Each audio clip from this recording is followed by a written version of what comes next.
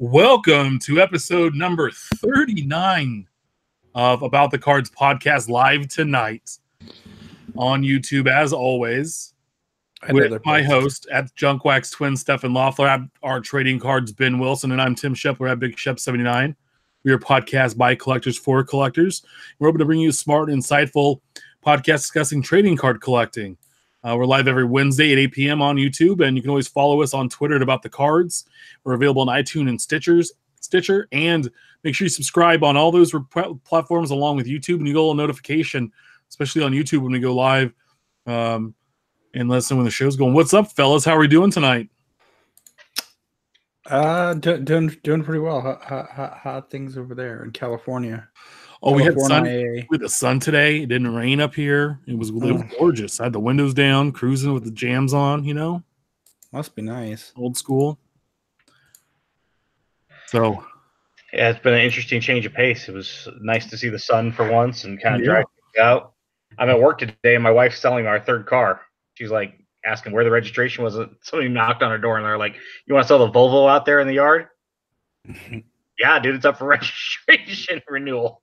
It's like, yeah, absolutely. I'd rather you give me money than me give DMV money. So yeah, I sold a car last Friday and then 2 Saturdays ago. So if you need your car sold, come to me. My driveway's running out of cars. So you're trying to one up me because you sold 2 and I sold 1. I sold 2, and then I helped my sister buy one in between there. So I'm just wheeling and dealing. You know how I do. It's an epidemic here in California. I love it. It's fun. It kind of made me want to get, instead of flipping cards, let's flip cars. I have no idea what I'm doing, but let's do it. Got my Tim Shepler hat on tonight, got a rep. So guys, speaking of gear, I hope you guys all had a chance to listen to the interview that I did with Eric Norton at Fat Packs podcast on Twitter, and the Fat Packs podcast. It comes out Thursday. It was out yesterday morning, last Thursday morning.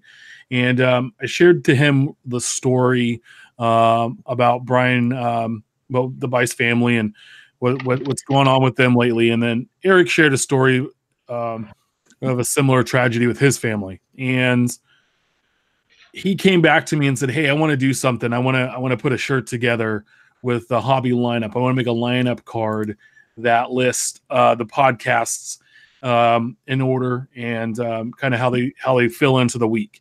And I want to sell those, and I want to be able to put them, take any of the proceeds and hook up the Bice family." And so he sent a tweet this week that says the hobby lineup t-shirt to support at Bice Music is now available. All proceeds will go directly to the family when the campaign's complete. We need to move at least 13 to print, but our goal is 100. And there's a link. And so we'll send that out. As of right now, Mark Hoyle just made the 13th purchase. I know Steph's picked up a couple. I'm ordering some this week as well. It's like just a gray t-shirt with some white lining writing. It says the hobby lineup. It has like a little little microphone, and it leads off with me, and then Steph and Ben, and then Eric from the Fat Packs. Just has our names. And then from Go GTS Live, it has Rob and Ivan. Drew from Let Me Get That Potograph, Jason from Steel City Scoop, and then John from Sports Card Nation. Rounding out the lineup. Now, based on size, if you get like a normal size or an extra tall, there's a price variance, but they're $15 to $21.50 for a t-shirt. And you can also just donate if you don't want to buy a shirt and you just want to make a donation. That's available for you. And you can also add a donation on when you buy a shirt. That'll go right to them. So it's one of those things that, I think I saw Brian hop in the chat. He's in here tonight. So what's up, buddy? We love you. And sorry I missed you today. I was going to try to come and hang out with you at the shop at the LCS, but got stuck in a long meeting. But it's just a good way to give back to a great guy and great family in the hobby and to show our support. And then we'll wear a cool t-shirt that I'm going to wear on the show every week. Never going to wash it. It's going to have that nice game day feel and smell and crisp that I'm used to. So, right. Yeah. So we appreciate anybody that can go out and help out. Even if it's just a donation, like we talked last week with the GoFundMe and stuff. So we really, really appreciate that. But guys, any big craziness happen to you this week that's hobby related at all? Any pickups? Any wild finds out in the water? Yeah, actually, we were just talking about this because I wasn't exactly sure what this was, and so of course I had to ask our encyclopedia Steph. And he knew. Of course, like not even had to think about it. Like, oh, that's 1947 to 66 exhibit. I knew it had to be somewhere in the early 50s because it's Alex Kellner. The reason that I'm showing this was because our friend Mark Hoyle gifted this to me completely. He had my address from other things, and all of a sudden I get something from Mark, and I'm like, I don't know what this is, but it's bound to be good. And I opened it up, and I'm like, you got to be kidding me, Mark. So I want to throw a shout out to Mark. If you're not following him on Twitter, you need to, because that guy is phenomenal. Mm-hmm. And some of the stuff that he said something to me last week, he goes, I was like, dude, I need to stop talking to you, Mark, because every time I talk to you, it costs me money. And he goes, oh, I can help you spend your money. I'm still amazed by the Jackie Jensen thing. He is such a fun resource. And some of the stuff he shared was a 1936 leather Jimmy Fox, which, me being an A's fan, and I mentioned before, he and I like to go back and forth to determine if Lefty Grove and Jimmy Fox were A's or Red Sox. So Red Sox. Stop it. Much appreciated, Mark. Love you, brother. And so yeah, definitely give him a follow. We'll have to get him on the show soon. Yeah. So Steph, I got you up here. So what did you pick up this week? I got our good friend and my coworker, Rich Klein / Saber Geek on Twitter, had his twice a year synagogue benefit show. And in essence, for $1, you get a bag of cards, and in said bag of cards is a little prize slip that you get a prize, a random whatnots. The graded card or a box of this. The huge piece was a signed jersey of Guy Lafleur. Gesundheit. Very French sounding. Thank you. But through two of the vendors that were there, I picked up both a twin need in the Topps complete run, a 61 Topps home run leader for the 1960 season, featuring Mickey Mantle, Roger Maris, and Jim Lemon, as well as Rocky Colavito, which is great baseball name. Just fun to say. But it's one of the last ones that I needed for my team set. It's actually the last 1961. So all I have left are 62, 66, and 267s. 65 and 266s, sorry. Are they high numbers? That's my last non-high number. Gotcha. And then I broke a box of Donruss, and leading into the next segment, pulled the Vlad Guerrero Jr. auto. Yeah, I don't know who he is. He's a minor leaguer. Yeah. No, probably not. If he was good, he would make the team, like the big league team. So no, if he weren't injured. Yeah, he's not even good enough to be healthy. Yeah, I think he pulled some fat. Nice. That's cool. I have nothing fun to share except for my shoulder sore from sorting 84 tops. So, I don't know how that happens. You haven't gotten anything yet, but you're going to make a big purchase, which we can talk about. Yeah, we're going to get back it up, baby. Back it up. Well, if you've got nothing to share, I also have a Donruss Aqueous test. Oh, nice. Would that put you back? I forgot to mention. Not triple digit, but pretty close. Oh, only because it's Kirby Puckett. Another video game, right? The pink. Another Tubby. Yep. Tough fifth teller. Short Tubby. That's Ben's nickname. Don't give that away. That's short and stubby. Yeah. It's we're already off the wheels and we're 11 minutes in, folks. Outstanding. So the week that was last week's release is Topps Living, week number 52, the last calendar year or calendar week for Topps Living, week February 20 through the 27th. We sold 10,653 cards, 45th best week we've had this year. Not too bad. Stan Musial was card 154, the Hall of Famer for the Cardinals, sold over 4,500 cards, finishing in 90th place, 90 out of 165 or 156. Told you. Card 155, rookie Luis Urias, second baseman of the Padres, sold a little over 3,300, place 134. I picked up 4. I don't know why, but I picked up 4. And then card number 156, Ryan Healy for the Mariners. Disappointing 2,700 and some change. Card 155 out of 156, the second lowest card, still behind Markakis. So we had a total print run in the first 52 weeks of 945,962, with estimated gross sales dollar amount in about 7.5 million. We had 3 retired stars through this run: Derek Jeter, Don Mattingly, and Bo Jackson. 15 Hall of Famers and 14 rookies were all included. The rest of it being current players. Guys, were you surprised at all with these numbers?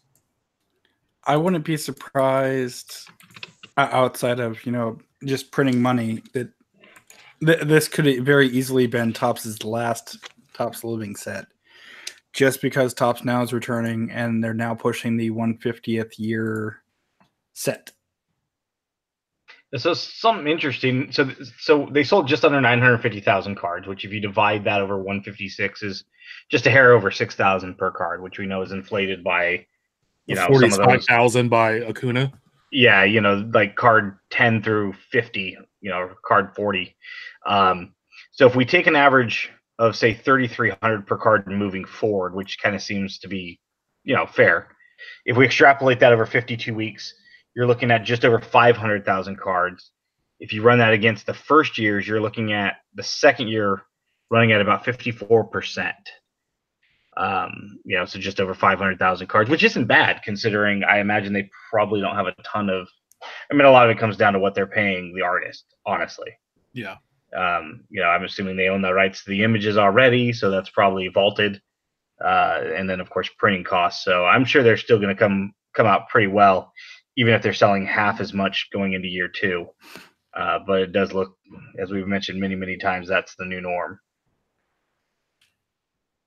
Yeah, no, I think I don't know. I wasn't that excited with the 150 set. Real quick, the top 10 cards are about 21% of the total number of cards sold. So, and that's Acuna, Soto, Torres, Ohtani, Babe Ruth, Albies, Judge, Jackie Robinson, and Miguel Andujar. So if you run down that list again of names, I mean, what is it? Ruth and Robinson should be on the top 10? Yeah, Judge was card 1. He was coming off of a great year last. Yeah, it's card 1. Okay, I'll give him that. So at best, 3 guys. Oh, I'm sorry. I did that. Actually, no, that was only the top 9. I'm sorry, guys. I forgot Pat Neshek finished number 10, so it actually goes way up after that. Yeah, but that's obviously artificial as well for his own buying needs. But yeah, if you're ranking, there's no way Stan Musial, based on the 156 subjects, should be 90th. Maybe not top 10, but come on, top 30. Yeah, that's almost 22% right there, just with the top 10. So yeah, that's crazy. Pretty nuts.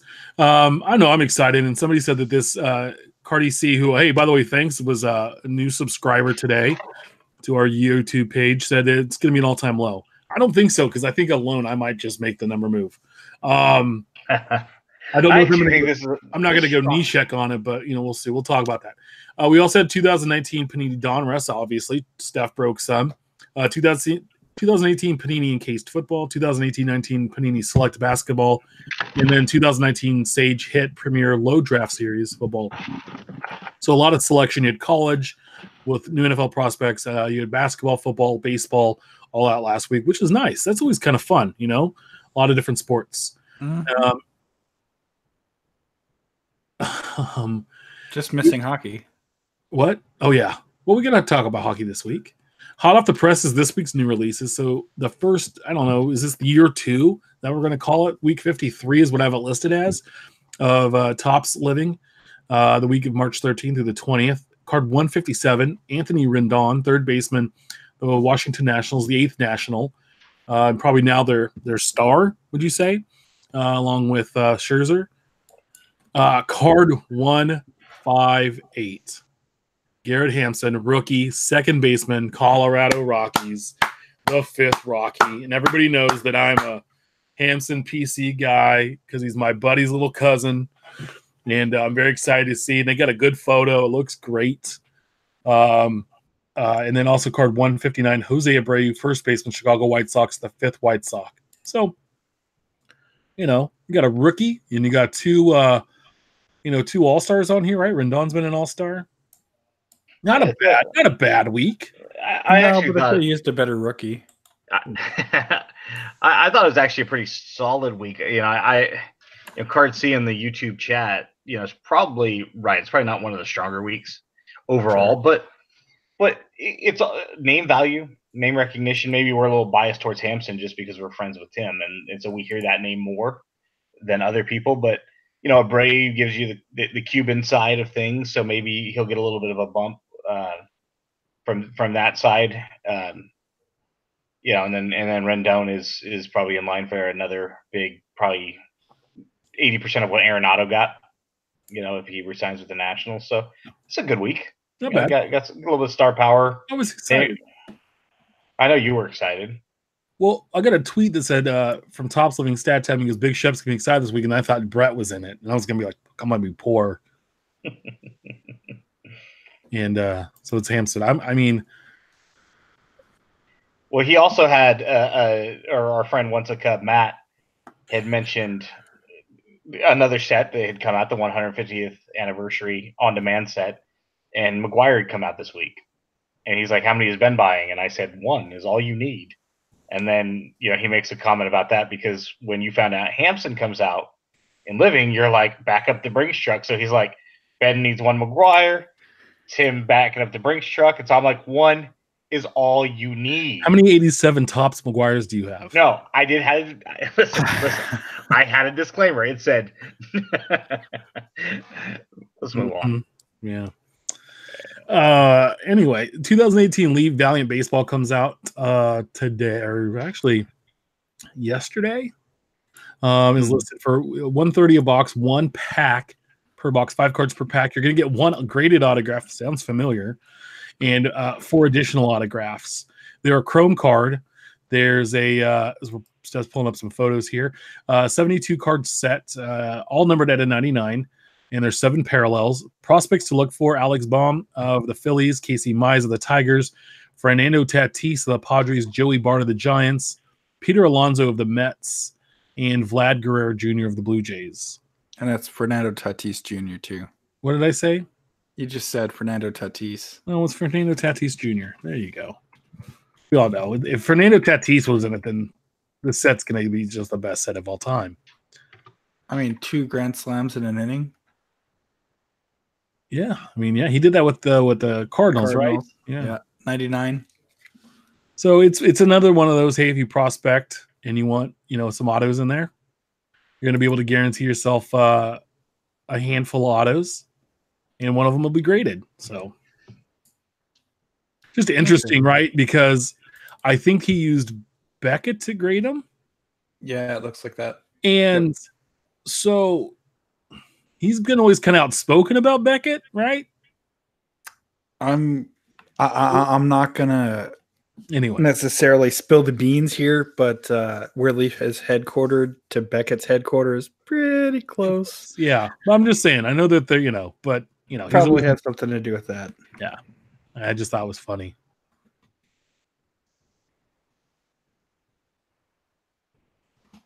Yeah. Any which way, next week. No, I sorry. I was reading a note here that Ben said. Anyway, sorry about that. 2019 Topps opening day also comes out today. $26 a box. You're gonna get 36 packs, old school, and 7 cards per pack. You're gonna get 36 inserts on a box. That's your hits. That's pretty cheap. Yeah, you're gonna get. There's a 200 card base set, 3 parallels. A big one being the first rookie card of Yusei Kiyotaki. Yusei Kikuchi, the rookie pitcher for the Mariners.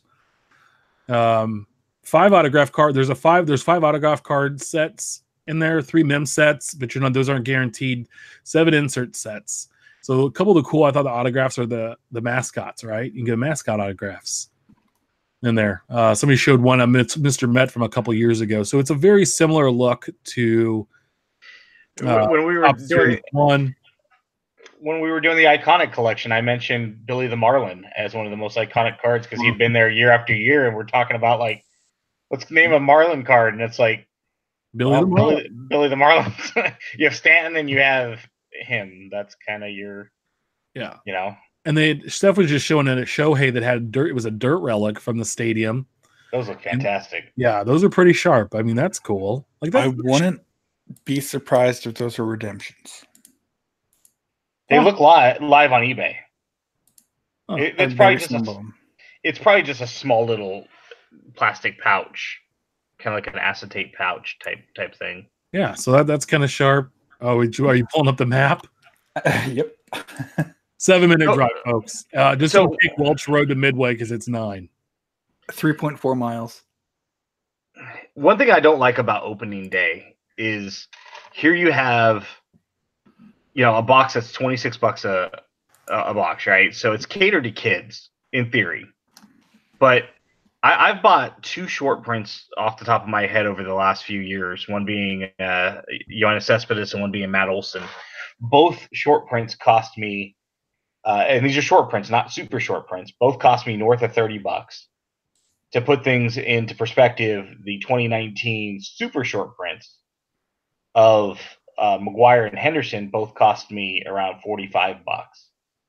And I don't know what the print run of the short prints are, but I imagine it's probably a little bit more than the super short prints from Flagship. Even if you doubled it and give about $300 to $400 per card. And then these dirt relics right now are selling for quite a bit on eBay. Now it could just be first day. None have obviously closed at auction, but the mascot autos are expensive and things like that. So if you're looking to buy opening day on the secondary market, it's definitely not catered to kids. So you're telling me to go get a case and bust it. If you can get some of those hits, you would definitely make some money off of it. But the key is the fact that, there's probably a reason, right? They're just shorter print runs is all, Right. So I put a poll out this week. If you could only collect one set, pick. And I listed Topps opening day, Panini Donruss, and Topps Big League. I ran it for just 24 hours. And it had 324 votes, which I was surprised. And it got up a ton of discussion over the last day, especially later today. It was crazy. So Topps Big League came in last. It had 22% of the vote, which is about 72, which equates to 72 votes. Panini's Donruss came in second with 36% with 116 votes. And opening day, whopping 42% with 136 votes. Opening day has its detractors and people saying that it's 40, 50% the same as Series 1. And it's true. There are some reused players and photos from Series 1. However, I think of it as like Series 1.5 in that there's kind of a preview for Series 2. So you know what players are coming if Topps actually it gives your team any cards. I kind of like the set. The price point's nice. It's a good introductory to the hobby set, but I don't know necessarily that it's strictly for kids, given what Ben was saying with price on the secondary market. So who'd you vote? Which one did you vote for? Donruss. I voted for Big League, and I think the reason I voted for opening day. You sons of guns. The reason that Big League probably fell third is because we don't know what it is yet. It only has 1 year. Yeah. Right. Not everybody probably knows that it exists. Obviously, diehard collectors do, but opening day and Donruss have been around for a long time. Big League hasn't. Opening day is happening now. So, of course, you have a little bit of bias towards the fact that you're asking people's opinions when something is freshly releasing.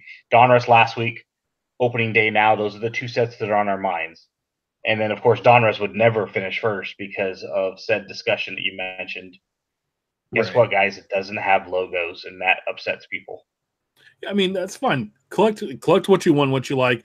Again, I'm not a big fan of the Donruss, and it's not because of the logos, but I think, and this year they changed it. I mentioned this last week. They've been really bland the first since about 13, 14, 15. They all seemed very, very much the same. Almost like you get a handful of them, you couldn't tell them apart just by looking at them. And this year with the 85, it kind of gave it a little different life to it. So next year, if they go 86, they maybe kind of do a Topps Heritage version through the just Donruss line. Maybe that brings some people back in, and it moves the needle, because I think now you're getting into 86. 87 was a fantastic design. A lot of people love. I'm going to be buying a ton of that. 88, 89, 90. But they have those options to kind of make it a heritage Donruss product, and I think that would help the brand. There's another thing that would help the brand too, and I mentioned this is logos. He jokes. So we all know that Optic is coming out. What Steph, probably 2 months from now? Yeah. Usually about 2-3 months. And Optic is a complete parallel set, more or less, of Donruss. So why not have Donruss and Optic together for people that like Chrome? And then Panini can then have some type of Cooperstown-based product or something else in that spot. I honestly think it would kind of bump Donruss, because it might bring in some of the Chrome collectors. Sure. And then you don't have that duplicity and that repetitiveness 3 months from now when it's Optic and it's like, well, what do I do? I don't want to say I'm a big supporter of non-logo. I mean, obviously we hope that everything would have a license, but it doesn't.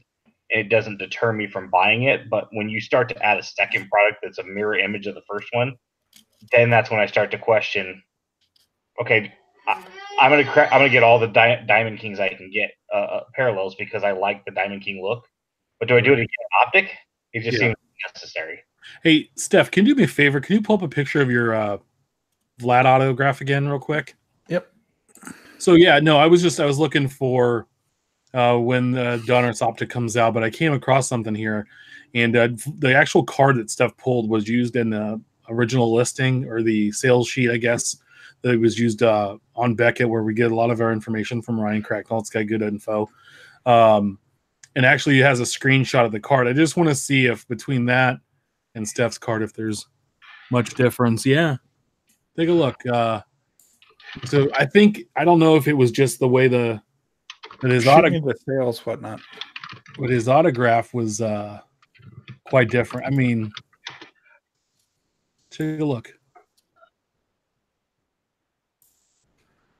I mean, you can still kind of see it. He just got lazier and a little bit more extended. Yeah. Yeah, well, there's a difference between a mock-up, which probably borrowed that auto from something that he took time on, maybe even his contract. Yeah. Where, after you're signing, 500 of those things or whatever. Your hand gets tired. No, I'm just saying, but that's pretty cool. Steph pulled a sales sheet card. Nice. Yeah. Indeed. Of a minor leaguer. with no logo. Dumb. Getting down Steph's alley here, getting on the ice. 1819 Upper Deck SPX hockey comes out today.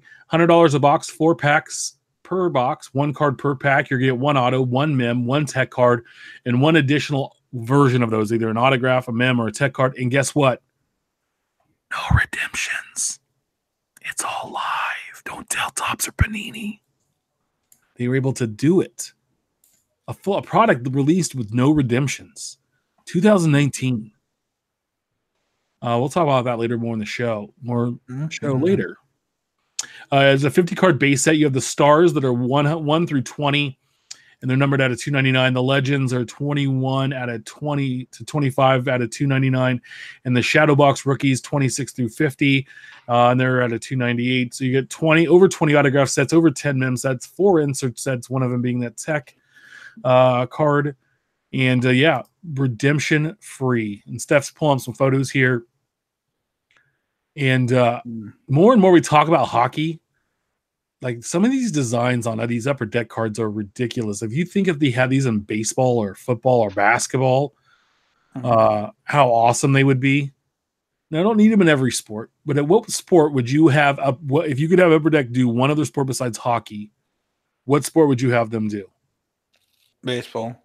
Baseball. I mean, but that's biased because we're baseball fans. Well, take not that out even. I'm completely taking it out of the factor. Okay. I preferred their stadium club like photos. I'll tell you this much: if Upper Deck did something similar, what's the really popular rookie set, Steph? The Young Guns. The Young Guns. If Upper Deck came into baseball, dude, Bowman Chrome would have a run for their money because the Young Guns is a sharp set, and I apologize for not knowing off the top of my head, but you can't tell me that Upper Deck wouldn't hit the ground. Oh no, we've talked about how popular that set is, and it's just basically an insert rookie card in the Series 1 and 2. Yeah, but it's driven by.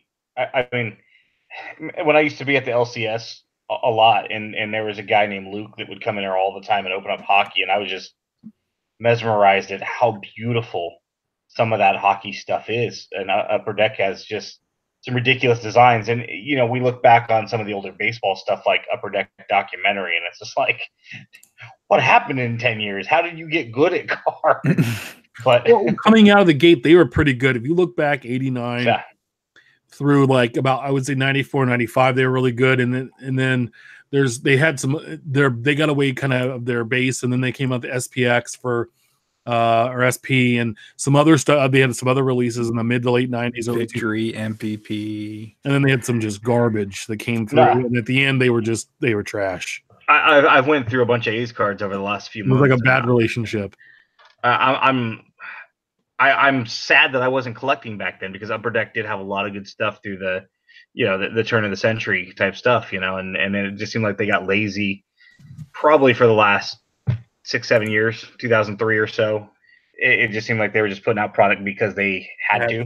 Yeah, look, they lost their focus a little bit. 2019 Panini Stars and Stripes Baseball came out today. $70 a box, 5 packs per box, 8 cards per pack.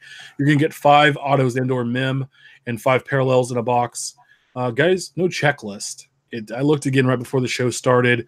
There was no checklist yesterday, no checklist today. I'm not sure how I'm supposed to get excited about this product. There's 100 card base. That's all I can tell you. So I know I have a bunch of guys wearing USA uniforms. Go USA. But you know what sucks is we were talking privately between the three of us in our DM, and I wanted that checklist, and I forget. I think Tim, you were the one that commented about there not being A's on the checklist, and Steph's like, there might be a McGuire, there's probably a Clemens, maybe a Will Clark. There's probably a few recognizable names, but I'm a McGuire collector, so if I'm on a budget, what do? I don't know if there's any McGuire cards. Am I supposed to be setting any product or any money aside for this product? I don't know, and that's frustrating because this isn't the first time. Yeah, and they're not going to be expensive, but still, $10 is $10. Yeah, I have 17 Tops on Demand sets I've got to support now. We'll talk about that later. Real quick, Steph pulls up the Vintage. Wait, doesn't that oddly look like a Heritage? Like, I don't know, 63 Tops, 71 Tops, and 65. Yeah.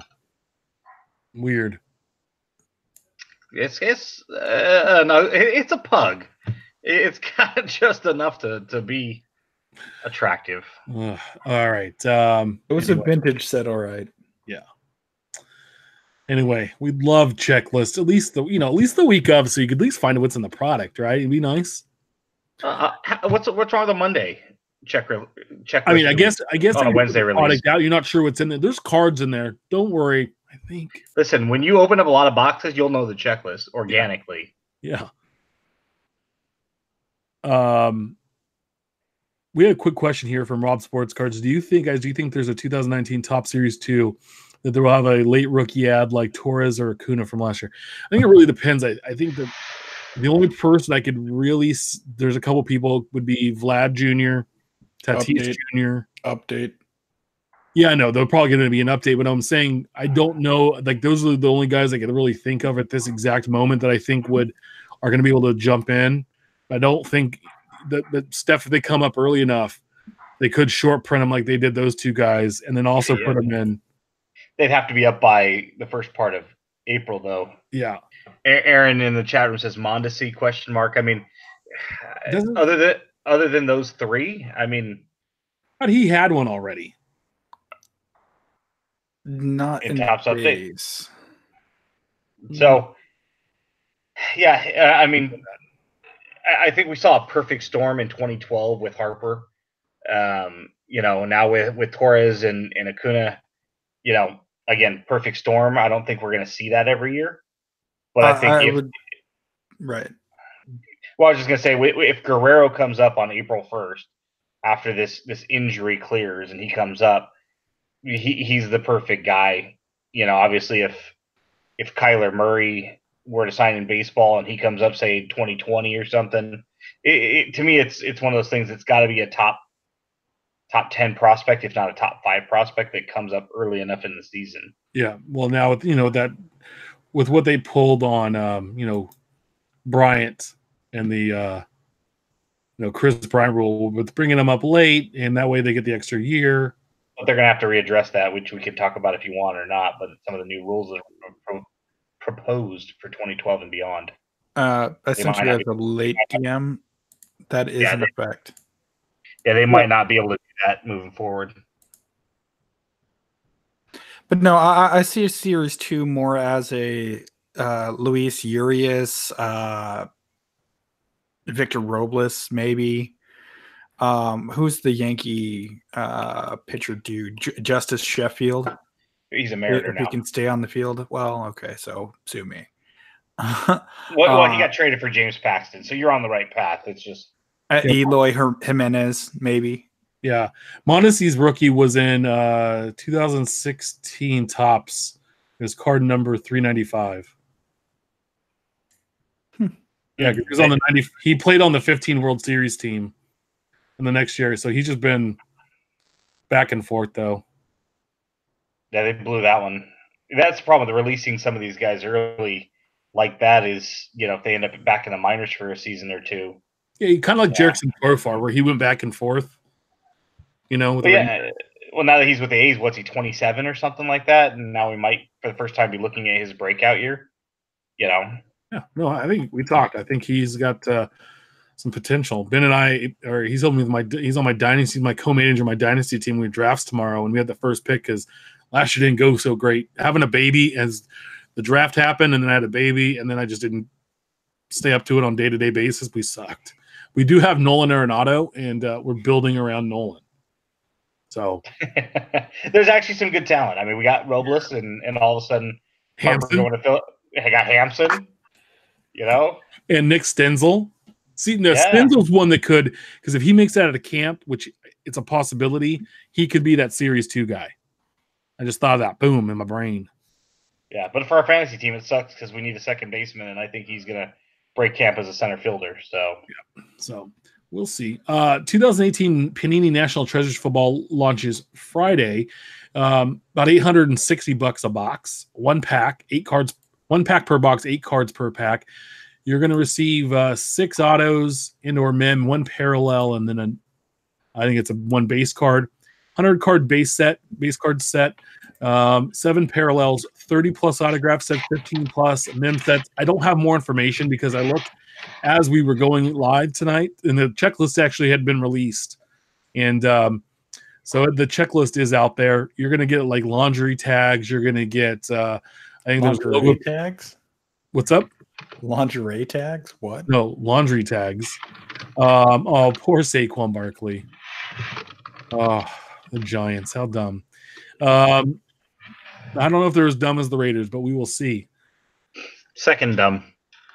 Yes. So yeah, real high-end product. If you hit the right guy, the right quarterback, because quarterbacks are the only ones you want to collect. You're gonna have a good one. If you pull a Baker, I would hold on to football season because I think they're gonna have some fabulous stuff. So I just it's one of those things. 2019 Leaf Draft Football comes out Friday as well. Here you go, $30 a box. You get this is for what they call a premium blaster. It's 20 packs per box, 5 cards per pack. You're gonna get 2 autos and a 1 hobby blaster exclusive autograph. You also can find the hobby blast, the regular blasters for $20, and I think that guarantees you 2 autographs with the same configuration. There's a 100-card base set, and the only parallel is 1 gold, and you're going to get 1 per pack. It's got 1 autograph set, just base autographs, but people to look for. It has Dwayne Haskins, who could be a top 5 pick, quarterback from Ohio State. Now, here you go. So this is my thought. I want to put it out there so people hear it, and I put it on Twitter last night. Yesterday with the Niners trading for D Ford, they have the 2nd pick. They look like they're going to be able to get Bosa at 2. With the Browns trading their 1st-round pick to the Giants, I think the Giants trade up to 2 with the 49ers for 6, 17, and who else knows what else to take Haskins at number 2 because Murray's going to go 1. Haskins goes 2, and then Bosa probably ends up 3 or something, but the Niners make that deal. I have a bet with my friends. That's going to happen. So I just wanted it out there. If they do that, they will absolutely be the stupidest team. Haskins is not guaranteed a quarterback league, franchise. It is, but they don't have enough draft capital to do that. They would be better off. I'm not saying you're wrong. I'm saying they would be stupid to do it. It's just where the NFL is today. They would absolutely, they're going to absolutely do it because they're just that stupid. Anybody else would say sit at 6, take the best player available regardless of position because now you need everything. Yeah. Cut Eli Manning. Or wait a couple beats during the draft and then see who falls and what happens. Trade back and try to get Drew Lock if you're that serious. And I don't think Lock's a franchise quarterback, but they need to get Tank for the number 1 pick and take Tua next year. Oh, jeez. He's injury prone. Speaking of Alabama, running back Josh Jacobs is in there. Kyler Murray has autographs. Will Greer, quarterback from West Virginia. That's Bean. And here we go. I put Jonah Williams, offensive tackle, Alabama. You guys pull Jonah Williams autographs, base cards or anything. You send them to me. I will buy them. I'm going to PC this guy. And the reason being, went to my high school, played the same position at my high school, way better than I did. Played with some of the same coaches I had. Was a high 5-star recruit, probably the best kid that ever played football at Folsom High, and he's going to be a 1st-round draft pick. So where's he going, Jacksonville or Buffalo? Yeah, no, they said top 10. I've seen him as low as 17 in Minnesota, and I said whatever team he goes to, I will buy a jersey of Jonah Williams. I don't even care what team it is. But I will his jersey. Jacksonville would be stupid to pass on him unless one of the defensive guys slip. Which possibly depends what those quarterbacks happens, but yeah. You take him in a heartbeat. If not, Jacksonville, then Buffalo takes him. That's where he should end. Yeah, he should be a Buffalo Bill at the very least. But from what all indications, funny, real quick story about him. I was talking to one of my old coaches there, and he goes, "I was sitting in the locker room one day, and this guy walks in, and he's like, 'Hey, coach, I'm here about football.' And he goes, 'Yeah.' He goes, 'What school are you from?' He goes, 'What college are you from?' He goes, 'I'm not from college, so coach, I go here.' And he goes, 'What?' He goes, 'No.' He goes, 'Yeah.' He goes, 'Let me see your ID.' He goes, 'Coach, I don't have an ID. I'm 15. It was Jonah Williams. He walked in as a sophomore, at 6'3", 265, and just rocked. He left at 6'5" and almost 300 pounds. And that's about where he's at now.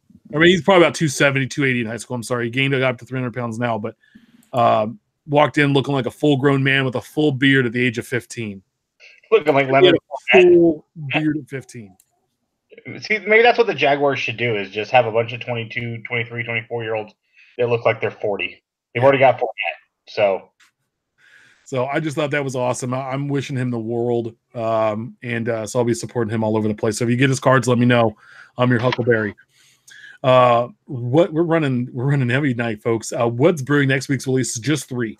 I'm excited about this one. 2019 Topps Inception Baseball comes out.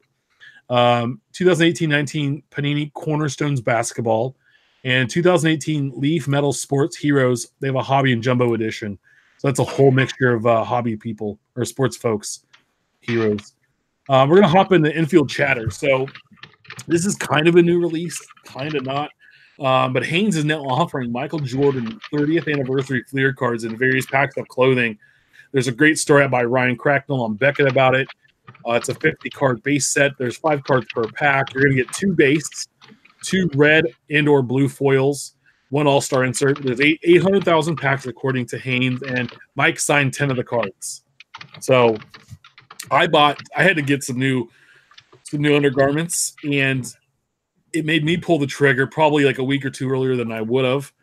I didn't pay any more or any less, and I put all the cards on. I didn't pull an auto. I put all the cards on eBay, sold them all today. So pick up a blue pack to complete your set. Yeah.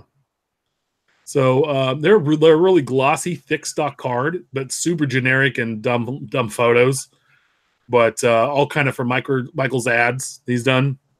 He's been with Haynes for 30 years, which is crazy. So, no, hey, more power to them. Yeah. I did look at my Walmart the other day. I'm not really in the market for new undergarments at the moment. Wear any. Well, I don't. That's why I'm not in the market. Or if you do, they're lady. As long as my wife has clean ones in her drawer, I will be all right. But yeah. Oh well. Yeah. Well, it was neat. I mean, they're there. Hey, you're not paying anything more. So if you need new underwear and they're at your local Walmart or Target, go buy some. They were a pain in the you know what to get out because they have like the super sticky tape and like it was ridiculous to get them off out of the packaging. So there goes your 9 5s and 9 corners. Yeah. We had an interesting tweet, and we were talking about this last week when you were talking about your superfractor, how the other Ramon Laureano was going. Should I show mine? Yeah, show it off. It came yesterday from Brent. I don't know how well everybody can see that. I need to stop moving. There you go. The only problem I have with this superfractor is you have 1987, 88 McGuire face, and then you have 84. What? Yeah. And then you have 1994 McGuire body. Yeah, it's not the most attractive picture. I like his regular 1984, the 84 tops set within the flagship. Yeah. The non-silver pack I think is a much better one. But our friend Brent Williams pulled that. He offered it to me in private. We negotiated a price, and I was like, you know what? I just can't pull the trigger at the moment. And then things kind of fell in place, and I was like, you still got it? He goes, yep. And I was like, all right, it's mine. And he's like, it's yours, brother. And I had to wait a couple extra days because he threw it in with my Heritage stuff. And so Heritage. You want to talk about waiting for a Brent Williams mail day? No matter what it is, it's always exciting. This one mailbox. This one was a little different. I saw Brent, and I'm just like, throwing all the rest of the stuff into the gutter. I can say though too, he packs his stuff like a pro. Oh, this was very, very well packed. The dude knows what he's doing, obviously. He's sending out hundreds a week. So at Chef Chris 49er on Twitter completed the 84 rainbow of Ramon Laureano. He tweeted up the at Athletics Ramon Laureano 2019 Tops Rainbow is finally complete. Hashtag Athletics, hashtag Tops, hashtag Rainbow, hashtag baseball cards, lots of hashtags. He has all the autos and all the base. This was the superfractor. We talked about this last week about how it was going for a crazy price.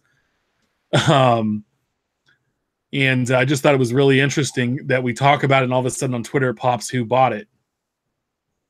Yeah, I was watching. It sold for $153, which was considerably less than the McGuire that I had bought. I mean, it's probably in line. McGuire is X, Laureano is Y kind of a thing. And I thought about making a run at it, but then my thought was, first off, I would be dead. Heather saw the McGuire. She goes, that is so pretty. What did we spend on that again? And I'm like, hey, would you like to get your nails done, sweetheart? Yeah. But the problem is there was also a Henderson. So if I bought the McGuire and the Laureano, then I would be obligated as an A's super collector to also get the Henderson. So no, but this is good for him. Looking. I mean, this is impressive to do, and especially this short of time. This has been out, give or take, 6-8 weeks now? Well, to be able to find them all, I mean, he's got the red auto, and then, of course, the superfractor. The orange in the base. You have to be able to get that. Yeah, I mean, the red base is out of 5.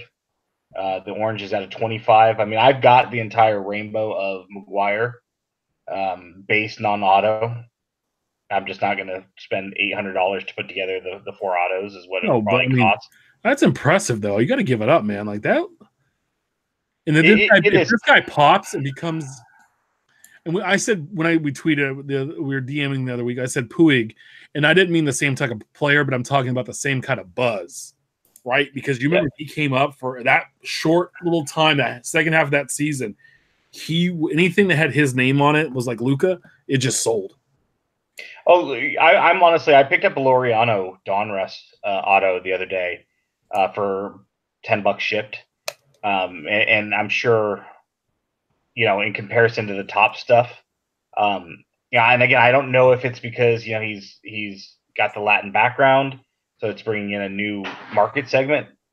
I don't know if it's because he, had just some ridiculous defensive plays. Obviously, the big one against the Angels, but play of the year, according to MLB Network. I think there's a little bit of an artificial market for him still. I think by midseason they'll kind of die off. I'll try to go back and grab some of his stuff, but yeah, no, more power to him. That's a beautiful, beautiful rainbow, and I love, even though it's A's, and I would love to own it. As an A's fan, I love to see it. Yeah, it was awesome. At the D Timish, David Timish on Twitter here, seen a tweet this week. I'm on my boiling point with that Beckett grading. 9 slabs ordered, and 8 of them came damaged. 8 of 9. This happens every single time. I've never had one at PSA card come back with broken, with damage. Never once. Take some effing pride, Beckett grading. It's beyond ridiculous. So I don't know if Steph can pull up the photo there of the slabs. They're all cracked on the side pretty heavily. Here we go. And you see the damage done. Now you got to turn around and insure and ship them back to get them re-slabbed and hope they don't come back damaged again. There was another video, what was it, 2 weeks ago, guys? I sent it over. I think so, yeah. Where the guy's opening the package and the cases were shattered, and he's pulling out just what looked to be like cracker crumbles out of there. There were the plastic sheets, and then of the case, and then the cards were like mangled. It looked like it got hit by a bus, and then a tank, and then like a bomb was dropped on it, and then a fat person jumped up and down on it, and then someone ate it, and then they shit it out, and then they wrapped it up and they mailed it to him. And I don't know what the packaging didn't look that damaged, but it was pretty beat up. But real quick, if you just take a look at his cute little daughter here and his handle, right? But bro, you're the one that bought all those boxes so nobody else could get them. Yeah. I mean, there's 100 boxes there. He even took the whole end cap. Like, didn't even let him put the end cap back. 9, 18, 27, 36. You're looking at 2, 4, 6, 8, 10, probably 20, 21 plus 36. What? 50 some boxes. 50 some odd boxes. Yeah. Anyway, so now I don't feel maybe as bad, but well, I was talking about this earlier at work, and not to definitively say that this is what's going on, but an idea that we had was that this might be their way of improving the ship time by quickly not giving so much, not necessarily quality, but care in packaging. Whether it's quickly packaged and thrown together in a box and just hoping that UPS, FedEx doesn't destroy it. But it's an interesting thought anyway. Yeah. I mean, I know you guys, I buy graded cards secondhand because it's a lot cheaper most of the time. Right. And when I get, older cards, like, I try to get the PSA ones. And if you're going to do new cards, I do have some, A's or some Giants and Royals, first Bowman autographs that I got, that I have graded, I've picked up over the years. But do you have a preference? For older stuff, PSA. For newer stuff, Beckett. PSA sent out a letter this week too. They did about this morning. This morning, was it right? About the delay times, and you know what? That's pretty nice because I mean, like we've heard the horror stories with Beckett. Sometimes when you do the base ship, you're taking weeks and months sometimes even to get stuff turned around with no response. And PSA sent out a letter today, and I didn't get a really chance to take a look at it. But Steph, you sent it right in the DM. Yeah, I'm trying to find it. Okay. And so that just tells me that's like a level of customer service. It's like when you're waiting for something, and I learned this a long time ago in retail, like if Ben's my customer and I see that he's been waiting for a few minutes, I'm still with another customer, and I tell Ben, hey, I'll be right with you. You're next. It gives Ben like a resets his clock for a few minutes to wait for me to come back and help him out. This letter, I think, is it is what I think it's going to be that. They talk about updating turnaround times, order status improvements, receiving times, labeling accuracy, and just like a little thank you letter to tell you what's going on. The line that I liked the best was that say goodbye to processing status. They're currently developing a new order status for the My Account section of psacard.com. This updated order tracker will mimic that of a popular pizza chain. Right, by Domino? providing collectors with detailed step-by-step updates for a submission as it moves through the PSA system. Yeah, that's pretty neat. If you've ever done that through Domino's and you can see your pizza's in the oven, your pizza's coming out of the oven. It's a popular pizza delivery company. There was something that said that that's completely fraudulent, that it's just managers putting it in there because it looks good to their DMs, that they're staying on top of things. You know, to your point, Tim, anybody that's sold retail, especially if it's a time-consuming retail, you always want to make sure that other customers in your store know that you're aware of them. You know, by saying hi, making eye contact, nodding.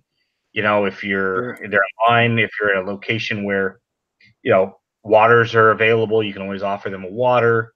Is there anything I can do for you while I'm doing this? I mean, any type of communication so that customers know that they're not just there, that you're aware.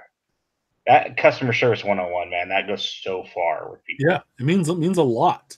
And some of the simplest things I think some of these companies lose out. And you know, I think the thing that you know, I don't know if it has a difference, but I know PSA is publicly traded. And you know, I don't know if that has to do anything with some of the other things and services they provide, but I kind of that just right there, I mean, it would make me want to send more of my cards their way. I don't know.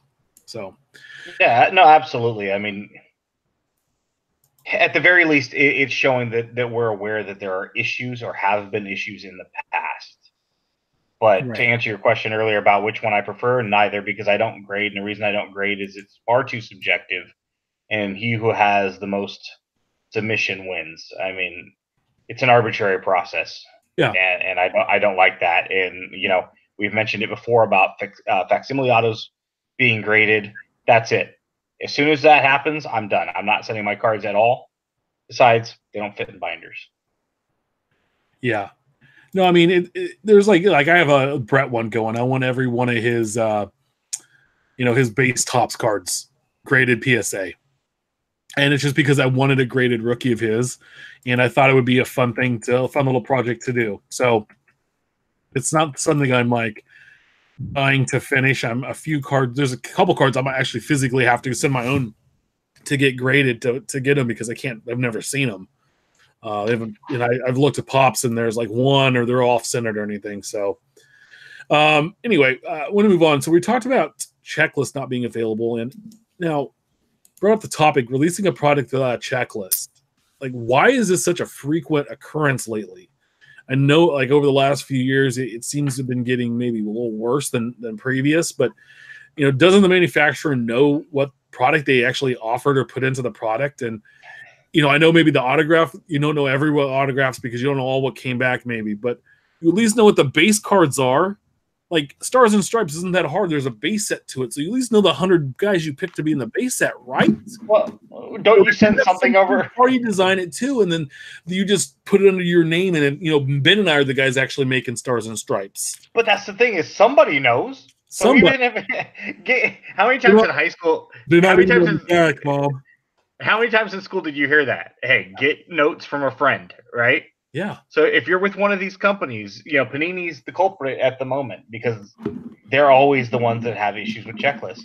Man, either you're giving your distributor or your manufacturer something, or you're outsourcing it to a third party. Fine. They get the checklist from them. Have them post it. I can't believe that we're arguing, or not arguing, but we're discussing this time and time again. Yeah, I mean, if they have to delay the release until you can have a full on checklist, you got to give us something to go off of because we're all budgeting. You know, we're expecting to say, hey, is my guy in that set? Do I want to start to put do I want to have a search feed saved on my eBay page to go look at that the day it hits? Because I might not have an LCS near me, or I might not have a retail, and I know I'd want to spend. I want to go out and I want to get 15 of those cards the first day, but I don't know if he's in the set or not. Well, that's the thing with Stars and Stripes. It's either going to be Maguire or it's not going to be Maguire for me. Right. So do I leave it on my checklist or do I not? Do I have to keep searching for him until something comes up? And then, then you have the other issue, which is, a subcategory, which is the fact that over the last couple of years, they've used the same damn picture of Maguire. So there's that too. But give us a checklist. Yeah. I mean, especially with something like Stars and Stripes, I'm looking at the ones that have already hit eBay right now. And because they're all, the youth guys or, they're non-drafted players. The tweens. How do I know what I want? How do I know that there's not, the next, Steven Strasburg, somebody who's going to be that next number 1 overall pick potentially? How do I know if I can't get a list of guys, I can't go do any research? Yeah. So you're asking me to buy the product blindly. Well, and how do you pre-buy it? If you're a breaker, right? You're already kind of stuck into buying the stuff. But if you're a hobby shop or if you're a there's a Matt Olson for you, 230, 101. If you're any schmo off the street, how do you go and get excited about a product? It's terrible marketing, right? You see all these movies they get previewed, like that Shazam movie looks god awful, but they've been previewing the hell out of that any which way you look. Yep. Or not even necessarily look. I've heard it on the radio too. Yeah, right. I mean, anywhere you are, you get bombarded with advertising. And how are you going to advertise something when you can't even tell anybody what the hell's in it? I don't know. I don't know. I don't believe it's that hard to do. And also too, what about, Steph brought this up, incorrect numbering on checklists, like draft checklist versus actual checklist, like getting information incorrect and then putting that out to the public. Well, and that's the thing that it's common to bump into either in checklists that they put out or stuff that we're bumping into at work, where Panini's checklist says these cards run, for example, Prospect Auto, PA1, PA2, PA3, PA4, PA5. But when we actually see the card, it's PA and then the player's initials. So like PANG for Nick Gordon.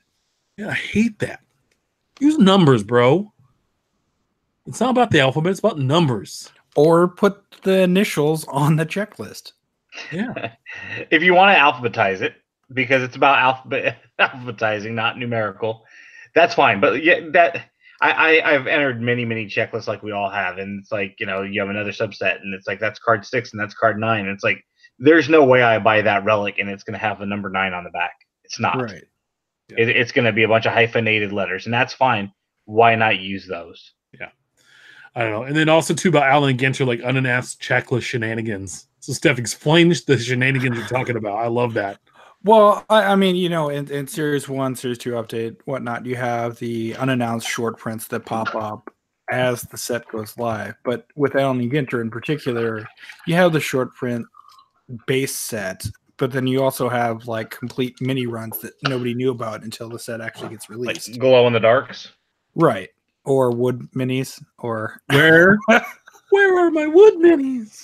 So you actually have to have printed something. By the way, I still haven't gotten through to Tops to find out about my short prints missing from my jumbo box. Yeah. Wood minis are a myth. Yes. Well, hold on. 2018 wood minis are a myth. That's right. And God bless the man that finds that case that's just nothing but minis.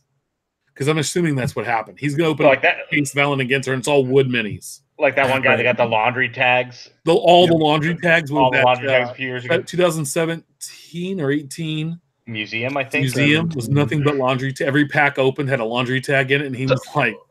So what happened was the day of the Allen and Ginter release, they're like, shoot, we forgot to release a checklist. Copy and paste last year's. What's the worst that can happen? Right. Yeah. We also too like this is I think this is just a frustration podcast. We're talking about buying and selling on eBay. So Ben sent this over. A recent post in a Facebook group he was on. The seller has a card listed at 550 or best offer. The buyer comes back and says, "I'll give you 525." So hey, $25 off. The seller comes back at $548.99. I'm gonna let you save $1 and a penny on the card. When I saw that, I mean, the follow up is what percent should sellers be willing to accept on average? I figure anything over 70% should at least be considered. Yeah, and right? even if like the 525 you think is not right, split the difference again and go back to them. Hey, let's do five. Let's go 535. Right? I'll take 15 off. You pay 10 more. What about that? So 70% of 550 is 385. That's a fair offer. It may not mean that that's what you're willing. That may not be that's what you're willing to sell it at. But if I got something for 550 and somebody says 385, they're serious about buying my product, regardless of what it is. Yeah, come back at 500, right? I mean, yeah. we sold a car. Like I said, we sold my wife's little Civic on Friday, and we had it listed at 28. And I got a call late Thursday night from some people who are going to drive about 2.5 hours, 3 hours down to look at the car. So I knew they were serious buyers because no one does that. Right. They drive that far. And, they ask if I want to, cash or a cashier's check. We went through all that. We show up and they're looking at the car. And, to be honest, it runs great, ran great. Everything was awesome except for it needed paint. It was kind of ugly. But the rest of it's amazing, right? And the lady comes back and says, "Well, will you take 25? Will you take 25 for it?" Or no. We figured she'd say 25 for it, and she goes, "Hey, will you take 27 for it?" She only took $100 or 2,600. My wife's like, "Let's do the difference in 2,700." She goes, "Deal." My wife's like, "I would have sold the thing for $2,000." You start a little bit lower than you actually would pay for it, and to get to your price. So on a car that's 550, right? And I'm willing to pay 525, I'd offer him 450 and see what he says. That might go to 400 because I'm still coming in at a strong 75%. Yeah. And at the very least, you decline it. So cool. All right. So I know you won't take 400. So now I've got a window of 25% to negotiate. Now I jump to 450. If you're the seller, give a counter offer back, bro. Like I was trying to buy an autograph the other day and it was listed at like $8. It was going to be like $9. It was going to be like $12 shipped. And I was like, that's a little much because I've seen some of these autos go for about $8 shipped. So I came back to him at $8 shipped, and he just declined the offer.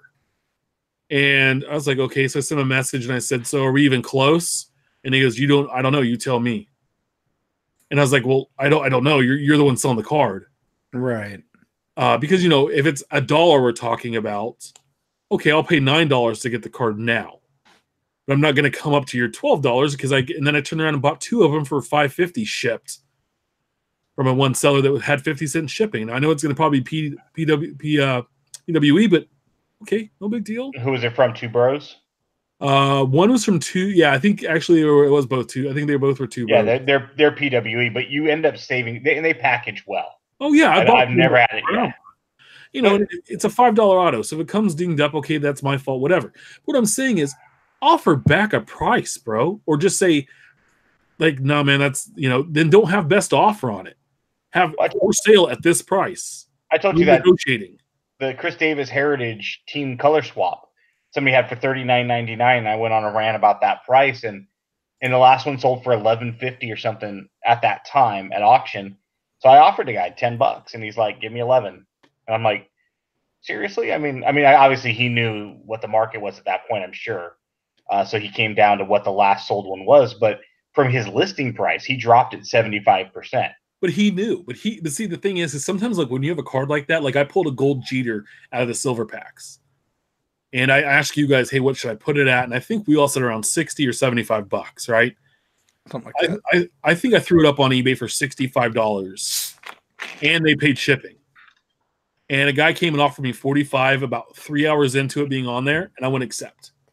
Because one, it was a free card, and two, Hey, $45 is a pretty decent price for doing nothing but pulling it out of a pack, sliding in a top loader, putting in a mailer, and sending it off. And I ended up going and buying a 1986 Topps football set with most of that money. And my dad is infamous for meet him in the middle. I'm like, dude, sales 101. Not everybody negotiates. When you get your price, you sell. Yeah. You know, I mean, you're at 60 and he comes at 45 and you go, all right, I'll split the difference with you at 52, 53. And then he's like, decline. Now you just talked yourself.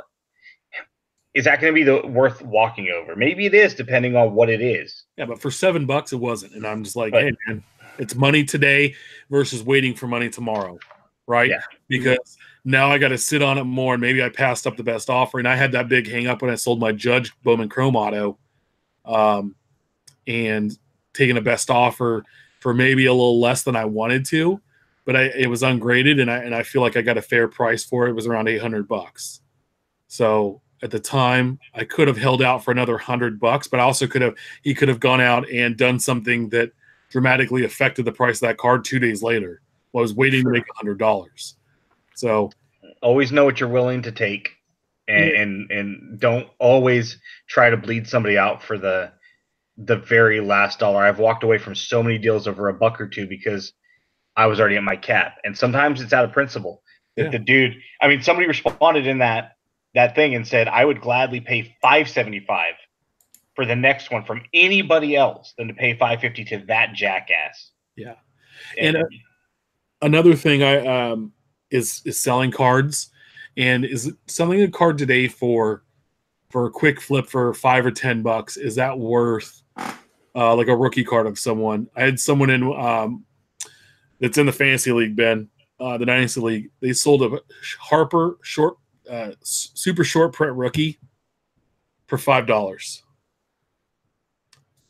and because he was flipping through cards, and at the time it was it was still kind of a big card, but nobody realized how big of a card that really was going to be, as far as like how scarce it was going to be. And he's like, why did I need $5 that bad? And it's like, dude, now if I have a rookie card that's say $10 and I can sell it for $20, do I really need that $10 that bad? Versus, hey, this guy could be something awesome in a year or two, and that card's $100, or he goes to trash and it's worth 50 cents. Which is just what I was going to say. At what point do you cut off and say, I mean, yeah, I could hold on to it, but then you're holding on to every single card that you ever pull. And at what point are you willing to cut loose and say, hey, maybe these Greg Jeffries cards from the 80s aren't worth $100 still? Well, it depends if you go to the LCS that we went to in Modesto. There wasn't teammates.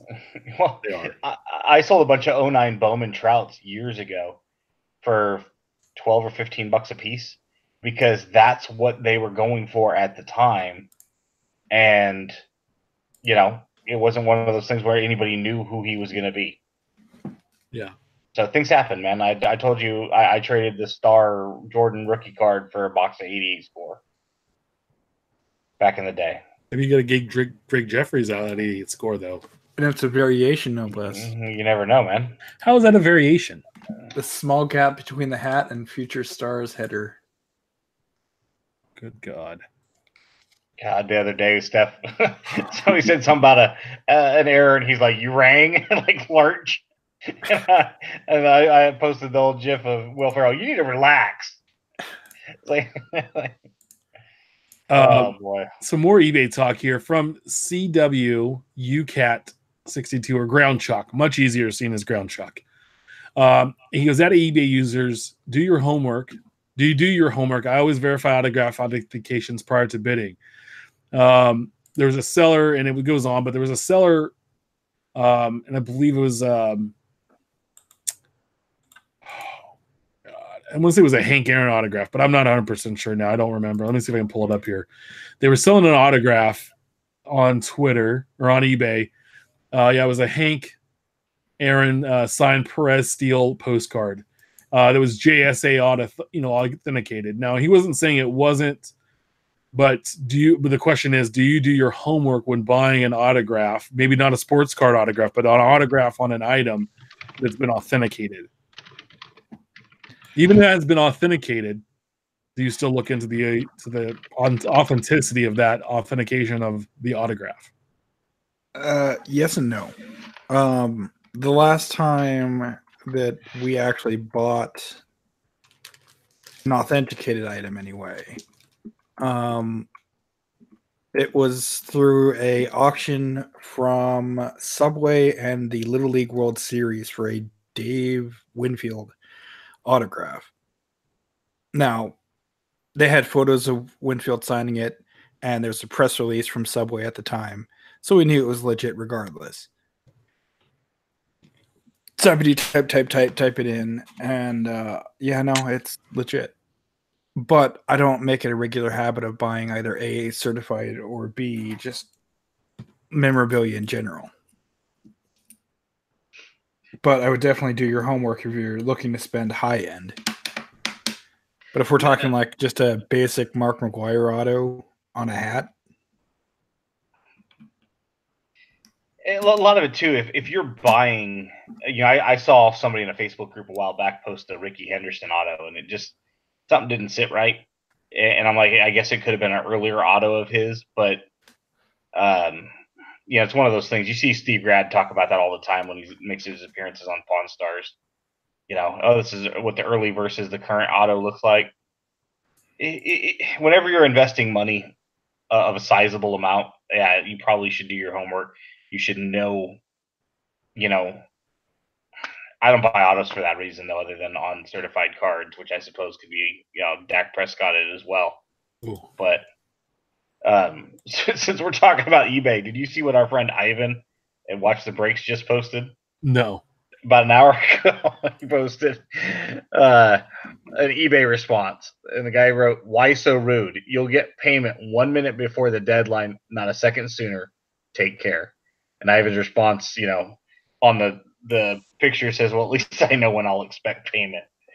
But 1 minute is. I would love to know if this guy's going to sit there at the 72nd hour and hit go to checkout and pay for it. My question, real quick, is if you do a buy it, like you go in and it's a buy it now, and you hit buy it now, check out, or you hit buy it now and you pay it. Why wait to make the payment? You wanted to buy it now, so if you don't have the money, don't buy the card. Yeah, unless you're. But see, I mean, that's the cart feature. I mean, I've done that before with. But I had somebody buy a card, Ben, buy it now, and they waited 2 days to pay. Yeah, see. So I've done it with TNT before. I waited 3 days to ship. Aren't you, little Susie Q?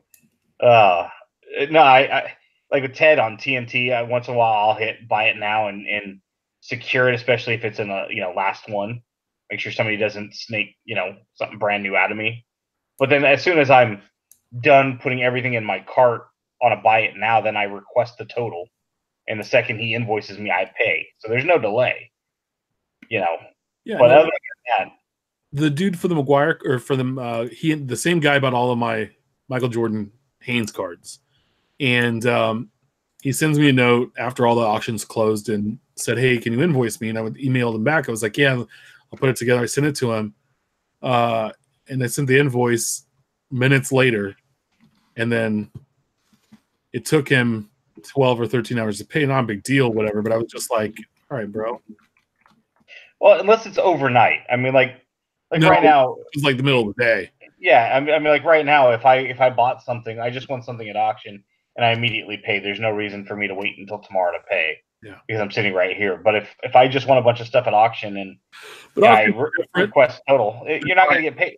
You're not getting paid right now. That's all I got to say. No, I mean, if I request total, I will pay as soon as I see it. I try to check in fairly often because I don't like that stuff sitting there in my cart because I want it. Obviously, I bought it with the intent to get it, so I want it in my house. But yeah, you never know the mindset behind knuckleheads. Yeah. So I know Steph added this last note here from Mario at the Wax Heaven. Take note, and this was the tweet we talked about earlier. Take note at Tops and Panini. Upper Deck is coming through your throats again. Upper Deck redemption free all autograph content will appear live in product, and that is the SPX that's coming out this week. So you won't have any delay in getting an autograph from Upper Deck. So it actually can be done on a mid to high end product. I would say SPX is right. So yeah, guys, get your together, right? By the way, did you notice his header? Oh, we lost Steph. Uh-oh. Good. Now we can start the show. Good evening, everybody. Welcome to About the Cards. But Mario's header had 87 tops in it, which I loved. And there was a big Carney Lansford. Hey, Ben, tell me this. Speaking of getting your S together. Yeah.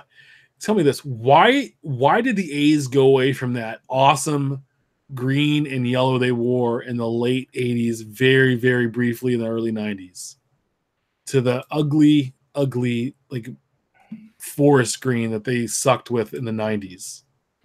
Yeah, I honestly don't know. And then by the 2000s, they went with that.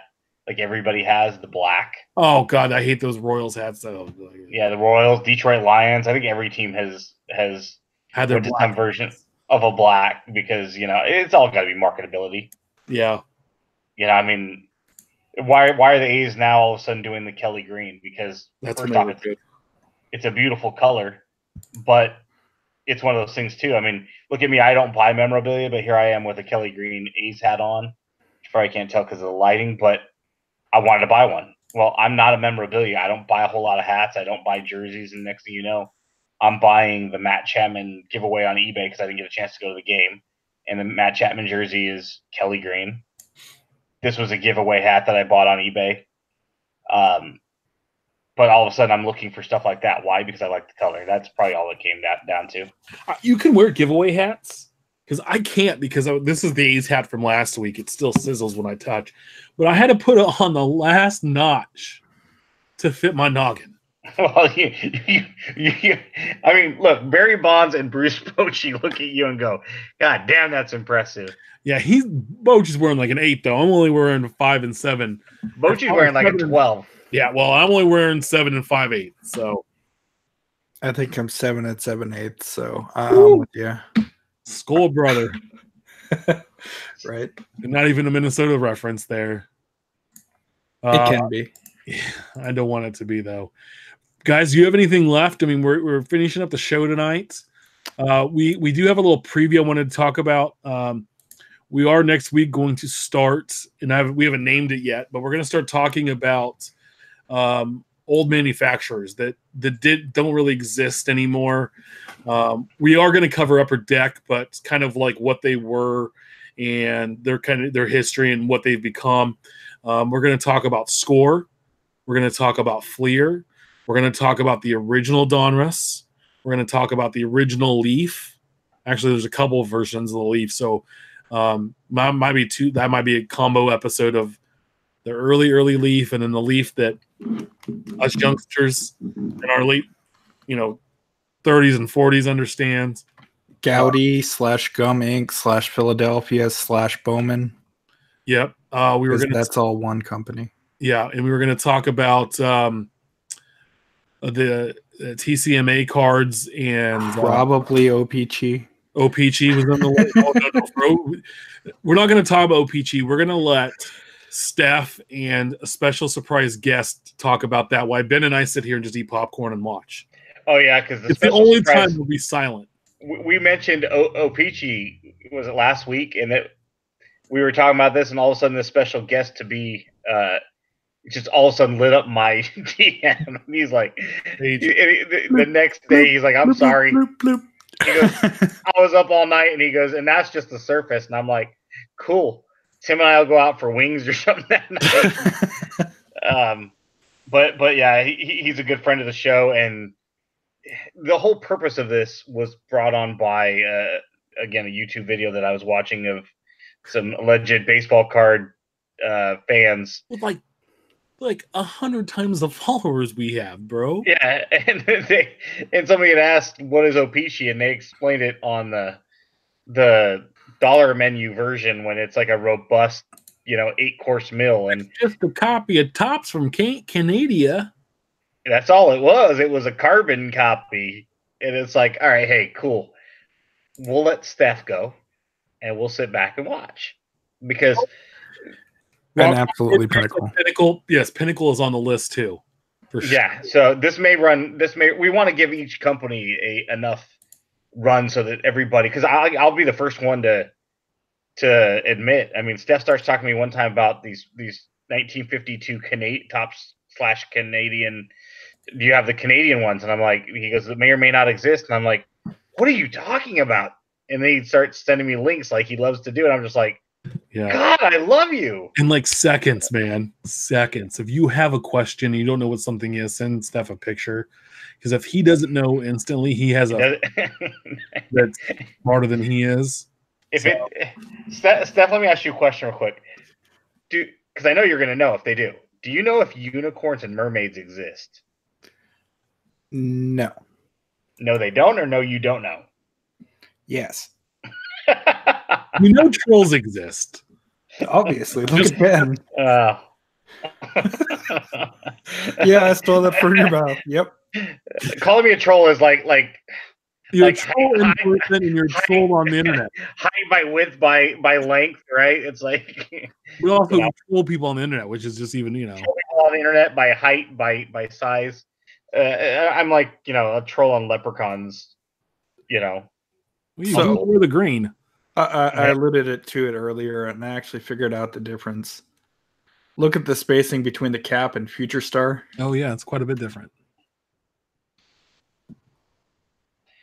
On that note, we would love to. Anybody has any insight, or if you have a particular, if you have a particular brand that you're passionate about, like our friend who we will announce at a later date with Opeachy. If you're passionate about a certain brand, whether it be Pinnacle or Score, let us know, and we would definitely like to have somebody on each week, maybe depending on if there's somebody that has a lot of knowledge that they can share with the hobby community, because like Tim said, we're eager to learn, because there's a lot of stuff that we don't know, and we're not afraid to say that. I mean, it's there's only one of me. You guys can't be. It's okay. No, that's why we're excited to have this, because that little segment on the 2 minutes of an hour and a half YouTube video I watched, because I couldn't watch any more of it, sparked this whole thing. Like, hey, let's talk about some of these defunct companies. I got a DM this week from a listener that said, I wish you would have kept the hobby drama going with a Fat Packs podcast, because he enjoyed it. I was like, well, it's not my forte, it's Ben's. But, again, something there from a couple weeks ago, as I said, sparked this show. And if we spark you, awesome. I want to give out a quick shout out to Ivan from GTS. So after the show last week, he was doing one of his little videos on Periscope, and he saw I was in there, and we went back and forth. And he's like, "Yeah, you're on the podcast." I was like, "Yeah, that's my show." Not meaning just my show; it's our show, but saying yes, that's the show that I'm on. He did say he appreciated us being on Wednesday and not competing with them on Thursday. First off, that you're misremembering that, okay, Andy Pettit? You're misremembering that. That was Roger Clemens. It was. Well, I think Andy Pettit piggybacked on him. So here's the deal. Ivan said, hey, are you on the About the Cards podcast, or is that just Ben and Steph? And then that was your response. Oh, no, that's my show. And then I responded, that's cute. Yeah. And then he talked about how smart Steph was, and we agreed. But funny enough is I wanted to continue to watch that video, but that's when the girl called to buy the stupid car. And so anyway, so just a quick shout out there. So, hey, pretty awesome. Guys, we're going to end the show tonight. So remember, we're live every Wednesday at 8 p.m. Pacific Standard Time on YouTube. Make sure to subscribe and review on YouTube, iTunes, Stitcher, and all the other platforms. We're all over the place. Follow us at Twitter at About the Cards. Follow Ben at our trading cards. Follow Steph at Junkwax Twins. You can always follow me at Big Shep 79. Please share your hobby stories, great pulls, and any questions. Send them our way. We'd love to help you out and to answer and point you in the right direction. We'd love to be a resource, and keep collecting, and we'll see y'all next week. Thanks for joining us. Yep. Talk to you guys next week.